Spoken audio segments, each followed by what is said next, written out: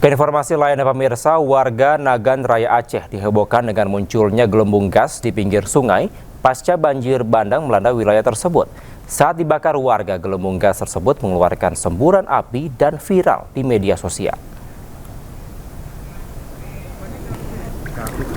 Pasca banjir bandang melanda Aceh, muncul fenomena gelembung gas di pinggir sungai di Desa Gundong Cut, Kecamatan Darul Makmur, Kabupaten Nagan Raya Aceh.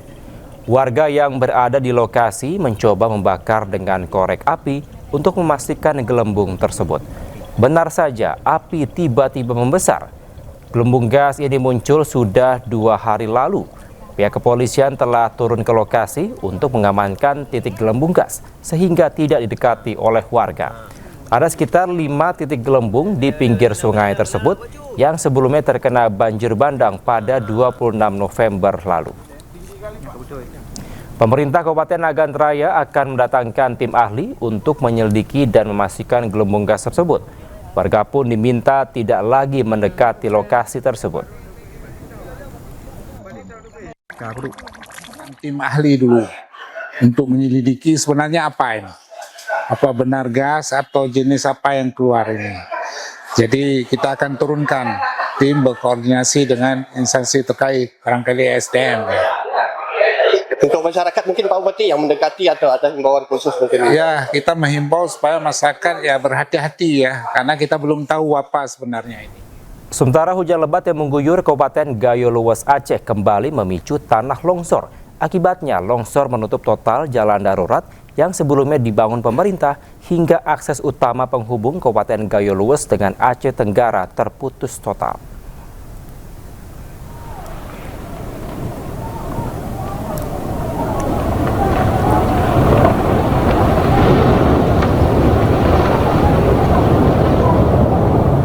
Beginilah pemirsa detik-detik gunung di wilayah Begade, 4 kampung Ramung, Musara, Kecamatan Putri Betung, amblas dan menutup badan jalan darurat penghubung Gayo Luas Aceh Tenggara.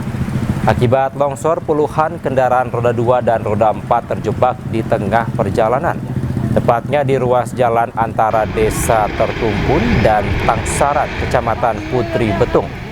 Bahkan kendaraan dari 2 arah, baik dari Gayo Luas maupun Aceh Tenggara, tak bisa melanjutkan perjalanan.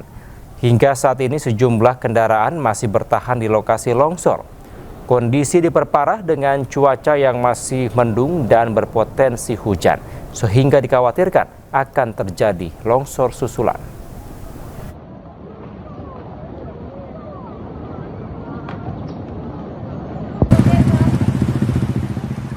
Pemirsa, tim kesehatan gabungan TNI dan relawan melaksanakan pelayanan medis serta pendampingan psikososial bagi warga terdampak banjir di Kabupaten Bener Meriah Aceh.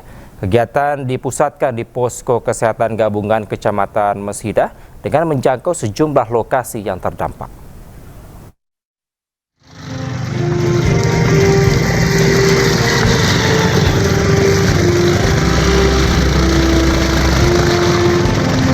Tim kesehatan gabungan TNI dan relawan melaksanakan pelayanan medis serta pendampingan psikososial bagi warga terdampak banjir di Kabupaten Bener Meriah Aceh. Kegiatan dipusatkan di posko kesehatan gabungan Kecamatan Mesidah dengan menjangkau sejumlah lokasi terdampak diantaranya Desa Pantan Kuli serta Desa Cemparam Lama dan sekitarnya.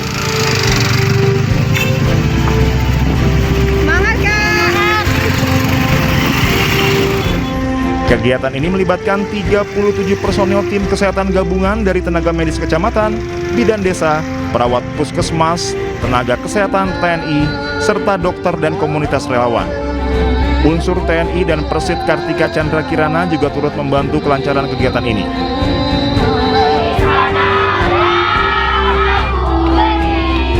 Pelayanan yang diberikan meliputi pemeriksaan dan pengobatan kesehatan masyarakat, trauma healing melalui play terapi bagi anak-anak, serta penyaluran bantuan perlengkapan sekolah.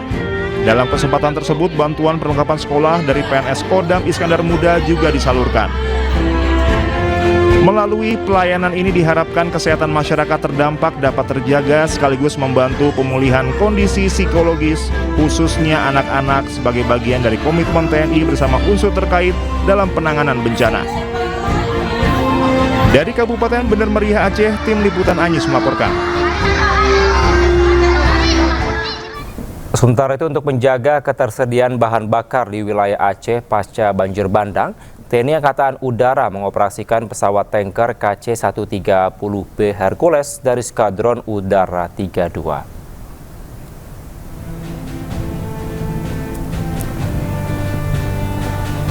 Bahan bakar yang dibawa KC-130B Hercules dibawa dari Bandara Rembele, Bener Meriah Aceh Tengah menuju sejumlah lokasi terdampak bencana di Sumatera. Pesawat ini secara rutin menyalurkan aftur dan dilakukan secara terus-menerus. Bahan bakar yang dibawa KC-130B Hercules selanjutnya akan dimanfaatkan untuk pesawat-pesawat lainnya yang melaksanakan misi kemanusiaan ke daerah bencana terdampak.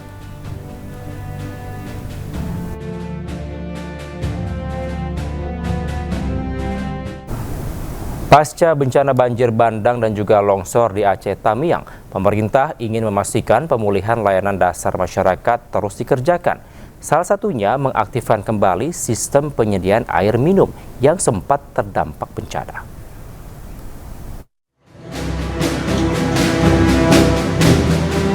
Kementerian Pekerjaan Umum bergerak cepat memulihkan layanan air bersih bagi masyarakat Aceh Tamiang, Aceh.